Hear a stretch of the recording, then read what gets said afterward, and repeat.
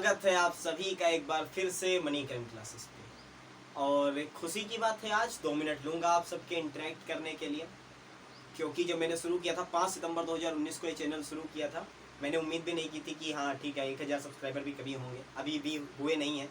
कोशिश करिए कि जल्द से जल्द वो हो जाए, लेकिन हाँ मैंने जो सोचा था वो मैं करने की कोशिश कर रहा हूँ। और अच्छी बात यह है आप लोगों को कि 100 वीडियो लेक्चर बना रहा हूँ मैं आज खड़ा होकर के, ये यानी कि 99 वीडियो हो चुके थे। ये जो इंटरेक्शन है मेरा आपके साथ में, ये 100वां वीडियो है इस चैनल पे, और कोशिश करूंगा कि इस 100 को मैं आगे जहां तक हो सकेगा वहां तक बढ़ा करके ले जाऊंगा। तो कुछ नया है मेरे पास आपके लिए। जो मेरे दोस्त हैं, बेसिकली जो मेरे साथ के लोग हैं, उन्होंने भी कई बार मुझे सजेस्ट किया, तो कुछ नया है मेरे लिए। मेरा मोटिव हमेशा से ये था इस चैनल को बनाने का।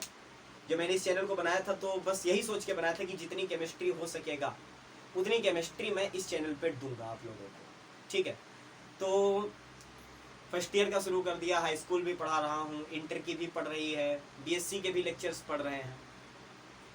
तो एक आइडिया था दिमाग के अंदर कि क्यों ना कॉम्पिटिटिव एग्जाम्स के लिए भी जो क्वेश्चंस आते हैं केमिस्ट्री से उनको एक जगह पर अरेंज किया जाए, ठीक है। अब क्वेश्चंस तो आपको बहुत जगह पर वैसे भी अरेंज मिल जाएंगे। मैं हमेशा ये बात कहता हूँ कि आपको केवल मनी कैंप पे मिलेगा, ये बात कहना बहुत गलत है, क्योंकि ये घमंड वाली बात होती है।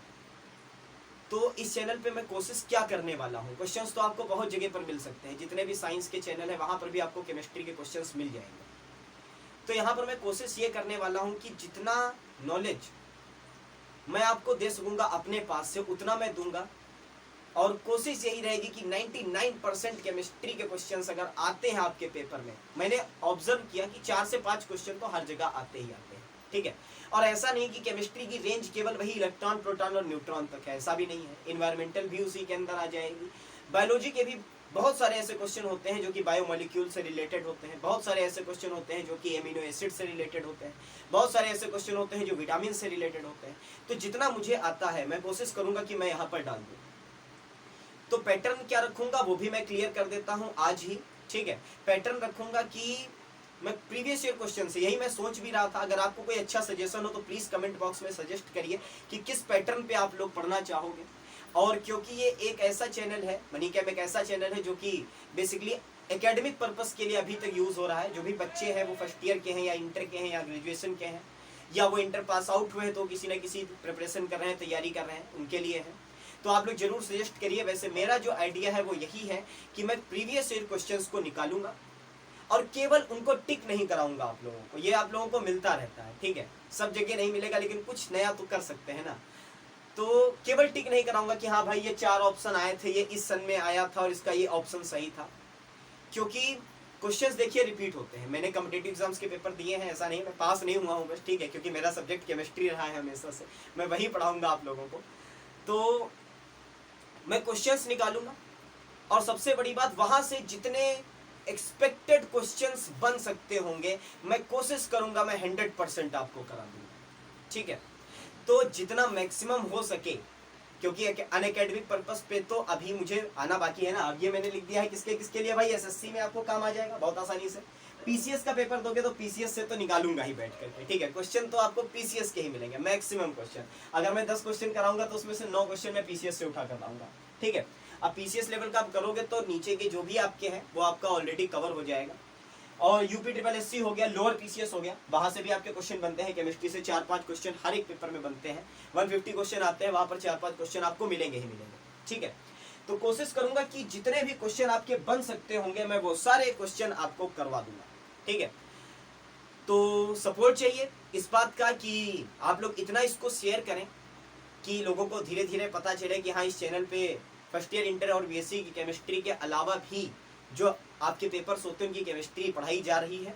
तो जितने मैक्सिमम लोग हो सके वो इसका फायदा भी ले सके, पढ़ भी सके, और जाहिर सी बात है मुझे भी सपोर्ट कर सके, और मेरा जो वाइडनेस है, जो मेरा एरिया है पढ़ाने का, उसको भी थोड़ा सा बढ़ा सके, ठीक है। तो कितने मिनट ले लिया मैंने? 5 मिनट इंट्रोडक्शन वीडियो में ही ले लिए। तो आज के वीडियो को खाली तो नहीं जाने देंगे, ये 100 वीडियो है, तो चलो शुरू करते हैं भाई पीसीएस के एक प्रीवियस ईयर क्वेश्चन के साथ में, ठीक है। और बताते हैं कि वहां से कितने क्वेश्चन बन सकते हैं आपके, जो कि आपको किसी भी पेपर में मदद करेंगे। 100% एश्योर हूं मैं, मदद करेंगे आपकी।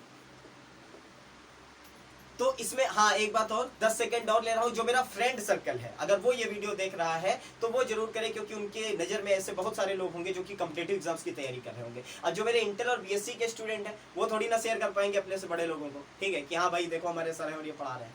तो जो मेरा फ्रेंड सर्कल है उससे मेरी मेन रिक्वेस्ट है कि भाई इन वीडियोज़ को आप शेयर करना। बहुत जल्दी नहीं आएंगे क्योंकि मुझे वो भी पढ़ाना है, ये भी कवर करूंगा, लेकिन हफ्ते में कोशिश करूंगा 1-2 वीडियोस में निकाला करूंगा इस सीरीज की। चलो भाई शुरू करते हैं। तो क्वेश्चन उठाता हूं कहां से, पीसीएस से उठा लेते हैं। मैंने पहले से ही आपके लिए नोट करके लिख रखा है। हाँ भाई बहुत बढ़िया क्वेश्चन है, आया है पीसीएस 2016।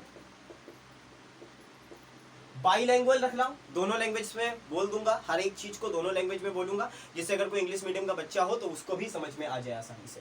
क्वेश्चन क्या था? क्वेश्चन था आपका कि हीमोग्लोबिन के बारे में कौन सा कथन सही है। हीमोग्लोबिन के बारे में बहुत ध्यान से देखिएगा, हीमोग्लोबिन के बारे में कौन सा कथन सही है, बस कौन सा सही है लिख रहा हूं। सबको पता है मैं लिखने में कंजूसी करता हूं। Which of the following is correct in following, किसके लिए? हीमोग्लोबिन के लिए। 4 ऑप्शन दिए थे, उनमें से कौन कौन सा हीमोग्लोबिन के लिए सही है ये बताना था। पहला है कि ये है, ये है, ये है, यह वाला, ठीक है। रक्त में ऑक्सीजन का संचार करता है, रक्त में किसका? O2 का। अब केमिस्ट्री के चैनल पे हो तो इतना समझना पड़ेगा, O2 का संचार करता है, ठीक है। तो इसको इंग्लिश में क्या कह सकते हैं? वर्क एज ऑक्सीजन कैरियर, ठीक है। शरीर में ऑक्सीजन कैरियर का काम करता है, ऑक्सीजन को पहुंचाने का काम करता है, ठीक है। दूसरा पॉइंट क्या था आपका? दूसरा था यह लौह युक्त यौगिक है, हिंदी में यह लौह युक्त यौगिक है,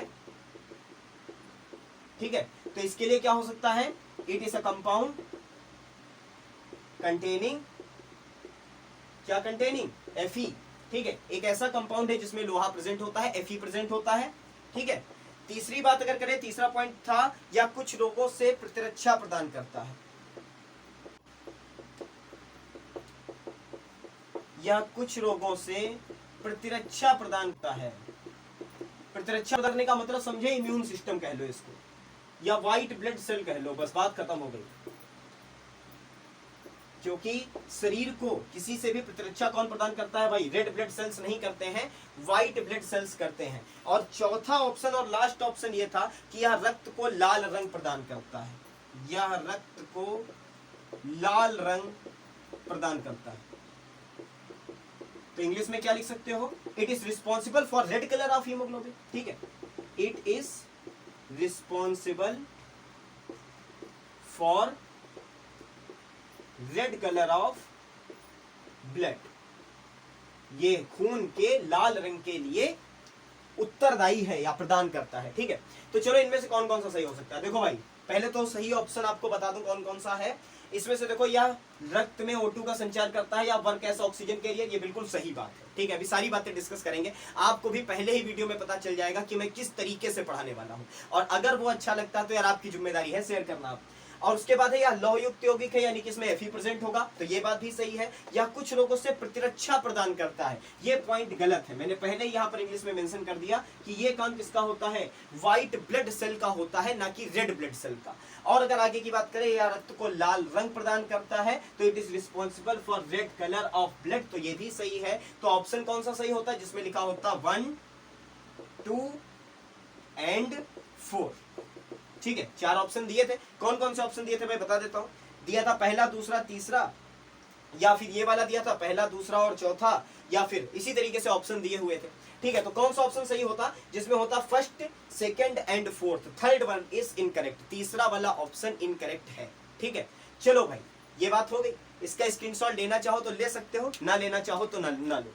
उसके बाद में मैं शुरू करता हूं अपनी कहानी। ये तो क्वेश्चन आया था, मैंने इतना बताया, क्वेश्चन आया था, ये 4 ऑप्शन थे, उसमें से ये वाला ऑप्शन सही था, ठीक है। ये वाला ऑप्शन की ये पॉइंट सही है, ये पॉइंट सही है, ये पॉइंट सही है, दूसरा वाला और चौथा वाला पॉइंट सही है, केवल ये वाला पॉइंट गलत है। अब आगे की कहानी शुरू करते हैं हीमोग्लोबिन के बारे में, कि यहां से कितने क्वेश्चन बन सकते हैं।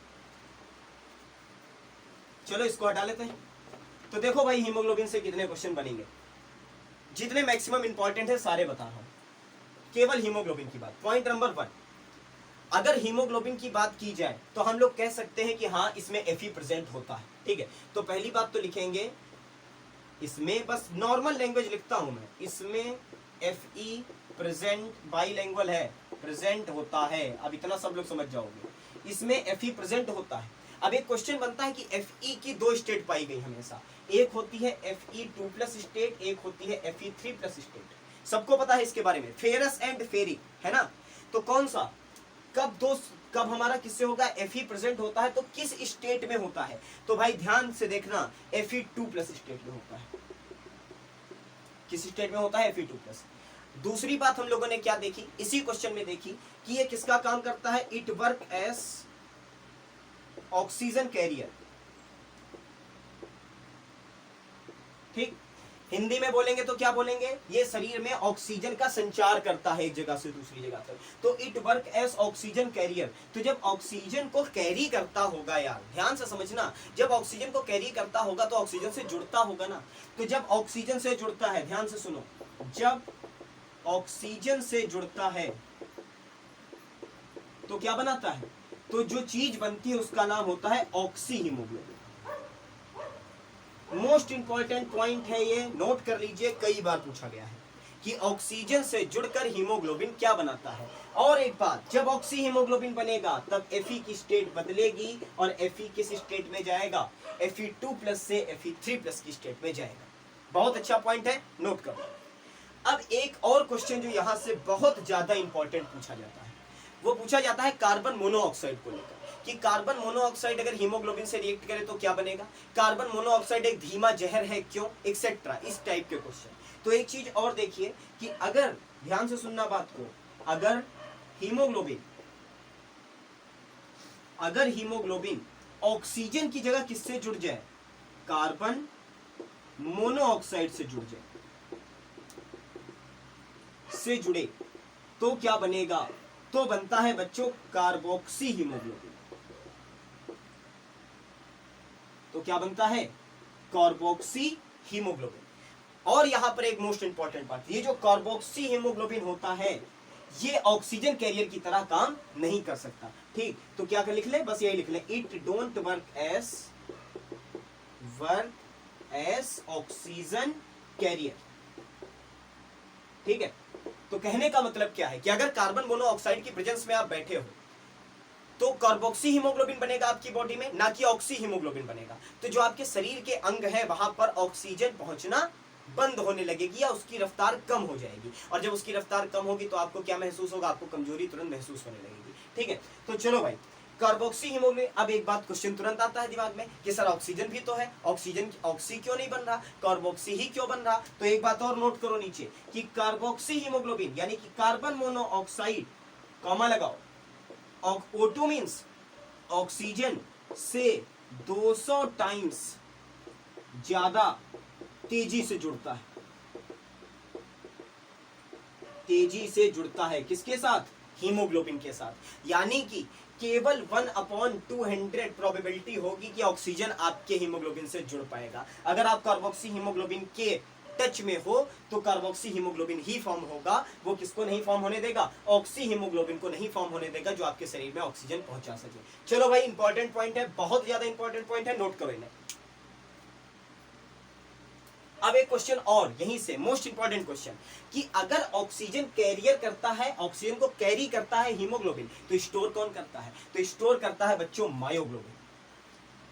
ठीक है, ये पॉइंट तो अलग ही लिख लो। ऑक्सीजन स्टोरेज अगर कहें शरीर में तो ऑक्सीजन स्टोरेज कौन करेगा, मायोग्लोबिन करेगा।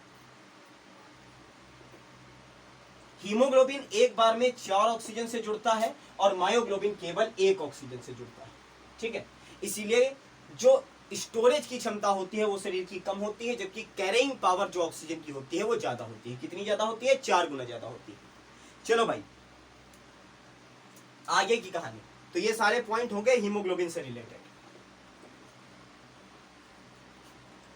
अब अगला पॉइंट ये आता है कि क्या हमें हीमोग्लोबिन की वजह से, लाल तो चलो ठीक है, रेड कलर देता है ब्लड को, क्यों देता है, चलो ये भी एक्सप्लेन कर दो। थोड़ा सा केमिस्ट्री में घुस जाओगे लेकिन एक्सप्लेन कर दो क्यों होता है। क्योंकि भाई बताया कि जो Fe होती है वो ऐसे जुड़ी हुई होती है हीम ग्रुप से।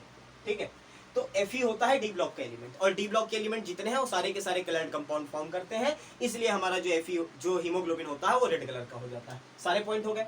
अब उसके बाद आता है एक और मोस्ट इंपॉर्टेंट पॉइंट कि क्या इसकी वजह से कोई बीमारी हो सकती है हमें शरीर में? हीमोग्लोबिन की वजह से कोई बीमारी हो सकती है? तो हो सकती है भाई। जो हीमोग्लोबिन होता है, हमने अभी पढ़ा कि हीमोग्लोबिन O2 से जुड़ता है और O2 से जुड़ के ऑक्सी हीमोग्लोबिन बनाता है। लेकिन हमारे शरीर में एक और चीज होती है जिसे हम कह सकते हैं पानी, ठीक है। तो अगर हमारे पास में क्या हो, हीमोग्लोबिन जो होता है, ध्यान से देखना क्या लिख रहा हूं, हीमोग्लोबिन जो कि किस स्टेट में हो, Fe2 स्टेट में, ठीक है। अगर वो ऑक्सीजन की जगह पानी के ऑक्सीजन से जुड़ जाए और क्या बना दे, Fe3+ बना ले जाए, Fe2+ से क्या बना दे, Fe3+ बना दे, तो इसे कहते हैं मेट हीमोग्लोबिन। क्या कहते हैं? Met haemoglobin. शरीर में कितना पाया जाता है? टोटल हीमोग्लोबिन का केवल 3%, ठीक। टोटल का केवल 3% ये बॉडी में पाया जाता है। अगर ये 3% से ऊपर हो जाए, ठीक है, अगर क्या हो जाए, मेट हीमोग्लोबिन जो है, मेट के बाद HB लिख रहा हूं, HB मींस हीमोग्लोबिन, अगर मोर देन हो जाए किससे, 3% से, तो एक बीमारी हो जाती है शरीर में, और उस बीमारी का नाम है मेट हीमोग्लोबिनीमिया, ठीक। क्या बीमारी का नाम है भाई? मेट हीमोग्लोबिनीमिया। इसको सही करने के लिए क्या दिया जाता है? एक एंजाइम दिया जाता है, इलाज, ठीक। वो इलाज क्या है? वो है met haemoglobin reductase. Met haemoglobin reductase नाम का एंजाइम है ये, जो कि शरीर में वापस इस 3 को किसमें बदल देता है, मेट हीमोग्लोबिन को वापस हीमोग्लोबिन में बदल देता है। इसके बारे में एक और खास बात, ये ऑक्सीजन कैरियर का काम नहीं करता, कैरियर का काम नहीं करता, ठीक है। तो मेट हीमोग्लोबिन के बारे में तो नहीं पूछा गया है कभी पेपर में, हो सकता है आगे पूछा जाए। अब क्या केवल प्रीवियस ईयर क्वेश्चन करोगे, हाँ ये आया था, ये नहीं पढ़ोगे क्या आ सकता है, ठीक है भाई, ये भी तो पढ़ो। ये तो पढ़ रहे हो कि ये आया था, ये आया था, ये 2016 में, ये 2017 में, यार 2020 और 2021 में क्या आएगा वो कौन पढ़ेगा? तो ये चीजें अब तक पूछी नहीं गई हैं, तो इन चीजों के आने के चांसेस हैं, खास तौर से ये बीमारी और ये इलाज। तो चलो भाई इसको नोट कर लो, बढ़ते हैं अगले क्वेश्चन की तरफ। तो आपको अंदाजा हो गया होगा इतनी देर में क्या पैटर्न रहने वाला है। मैं एक क्वेश्चन उठाऊंगा और उस एक क्वेश्चन से जितना कुछ मुझे पता है मैं सब कुछ बता दूंगा, ठीक है। तो इस भाई अब बार बार थोड़ी ना कहूंगा शेयर करो। चलो इसका स्क्रीनशॉट लो, आगे बढ़ते हैं।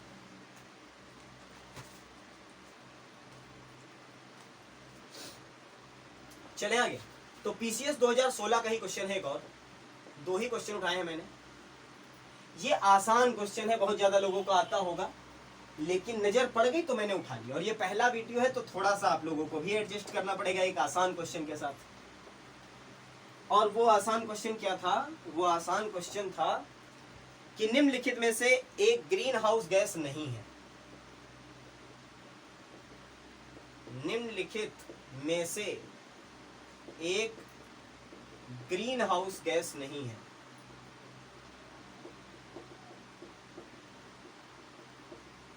अगर मेरे स्टूडेंट्स ये वीडियोस देख रहे हैं तो उनको भी बताना चाहूंगा, भाई आप लोगों को मैंने ये सब फर्स्ट ईयर और हाई स्कूल और 9th में पढ़ाया है, ठीक। तो वहीं से क्वेश्चंस आते हैं।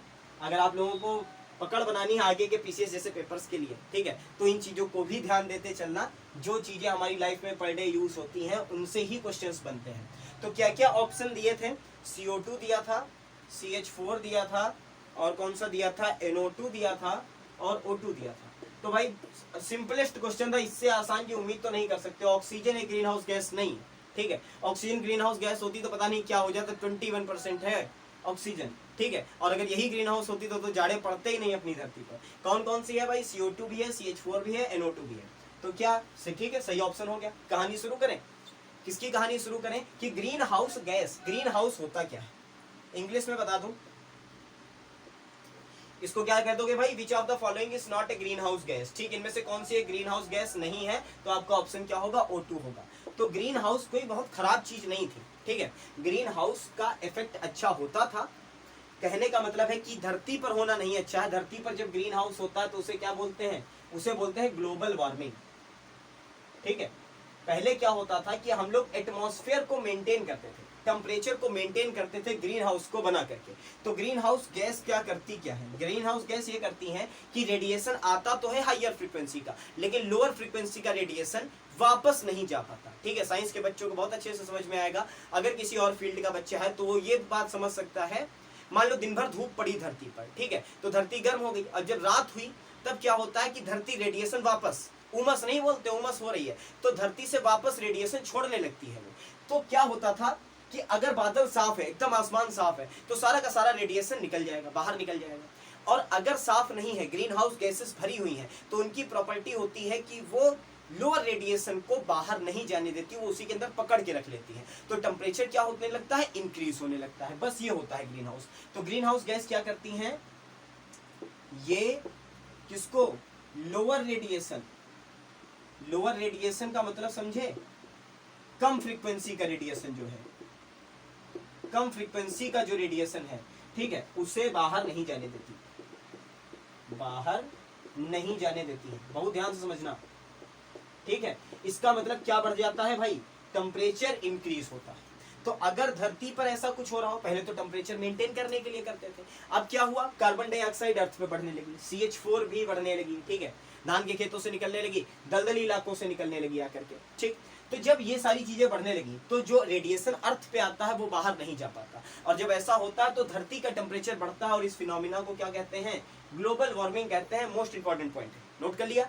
चलो भाई, अब बात करते हैं कि कौन कौन सी ऐसी गैसेस हैं इनके अलावा। चलो ये तीन तो लिखी मिल गई आपको, कौन कौन सी, CO2 मिल गई, CH4 मिल गई, NO2 मिल गई। इसके अलावा और कौन है जो ग्रीन हाउस गैस का काम करेगा, तो हेडिंग डाल दो, क्या हेडिंग क्या डाल दो, पॉइंट लिख लो, सम ग्रीन हाउस गैसेस, कुछ ग्रीन हाउस गैस के नाम। तो ये तो तीन मिल गई, CO2, NO2 और कौन सी, CH4, वो ऑप्शन करेक्ट है, CH4, ठीक है। इसके अलावा कौन सी है, इसके अलावा भाई H2O और उसके आगे गैस, जिसको हिंदी में क्या कह दोगे, जलवाष्प लिख सकते हो, ये नाम से आया है। ये इंपॉर्टेंट पॉइंट है, ये कई बार पूछा गया, ठीक। जलवाष्प को बहुत ज्यादा लोग अवॉइड कर जाते हैं, जबकि अगर हमारा पानी मॉइस्चर बन करके गैसियस स्टेट में प्रेजेंट है तो वो ये ग्रीन हाउस गैस की तरह काम करेगा। शायद अंदाजा ना हो, लेकिन O3 भी करती है। O3 मीन्स ओजोन, ठीक। कौन सी गैस का नाम है, अगर बाई नाम आएगा तो होगा ओजोन। ओजोन भी एक ग्रीन हाउस गैस है। आप कहोगे सर ओजोन तो रक्षा करती थी हम लोगों की यूवी रेडिएशन से, तो अभी बता रहा हूँ इसकी भी कहानी आगे। इसके अलावा और कौन सी है, CFC, जिसका पूरा नाम सबको पता होगा, क्लोरोफ्लोरोकार्बन्स, ये भी ग्रीन हाउस गैस की तरह काम करती है। इसके अलावा अगर करें तो HFC, वो है क्लोरोफ्लोरोकार्बन, ये है हाइड्रोफ्लोरोकार्बन, ठीक है, ये भी किसकी तरह काम करती है, HFC भी ग्रीन हाउस गैस की तरह काम करती रहती है, ठीक है। तो इतनी चीज। एक और होता है SF6, ये ऑप्शन भी बहुत रेयर है, जो अभी तक नहीं पूछा गया। फिर वही बात, ये सारे तो पूछे गए, ये पूछा गया है, पूछा गया है, पूछा गया है, जलवाष्प पूछी गई है, O3 पूछी गई है, शायद CFC भी पूछा गया हो, लेकिन ये दोनों अभी तक पूछे नहीं गए, ना HFC पूछा गया और ना ही SF6 पूछा गया। तो उम्मीद है कि अगर ग्लोबल वार्मिंग या ग्रीन हाउस गैस पर क्वेश्चन आता है तो इनमें से क्वेश्चन बनेगा, ठीक है। तो चलो भाई, इतनी गैसेस है जो कि ग्रीन हाउस का काम करती हैं हमारे पास में, ठीक है। सारी बातें हो गई, हाँ ठीक है, सारी बातें हो गई। अब अगर बात करूंगा CFC की बात करने लगूंगा तो टॉपिक काफी लंबा चला जाएगा, ठीक है। फिर CFC क्या नुकसान करती है, कैसे करती है, ओजोन लेयर डिप्लेशन का टॉपिक शुरू हो जाएगा, और ओजोन लेयर डिप्लेशन के टॉपिक के बाद में हम लोग यूवी रेडिएशन पे पहुंच जाएंगे और वहां के टॉपिक को कवर करना पड़ेगा। तो इससे अच्छा है कि इस वीडियो को यहीं पर क्या कर दें, रोक दें, नहीं तो चेन बढ़ती चली जाएगी मेरी, ठीक है। तो इस वीडियो को यहीं पर रोक देते हैं और मिलते हैं अगले वीडियो में कुछ नए क्वेश्चंस के साथ, चाहे वो किसी भी पेपर के हों, जहाँ से मिल जाएंगे आप वहाँ से उठा लेंगे। केमिस्ट्री के क्वेश्चन होंगे, इतना परफेक्ट है। और कम से कम कितने लेक्चर मान के चले, बस हाँ 20-25 लेक्चर में लगभग सारा कुछ आपका कवर कर दूंगा, 20 लेक्चर मान लो, ठीक है। तो उन 20 लेक्चर के बाद में आपको केमिस्ट्री का कोई भी क्वेश्चन ढूंढने कहीं नहीं जाना पड़ेगा, 100% एश्योर, ठीक। उसके बाद में अगर आपकी मांग आती है, डिमांड, टॉपिक ऑन डिमांड, ठीक है, तो मैं फिजिक्स शुरू करूंगा, अदरवाइज वही पर क्लोज कर दूंगा, ठीक है। तो जितना सोचा है उतना तो करूंगा ही, उम्मीद करता हूँ आप लोग साथ देंगे इसका।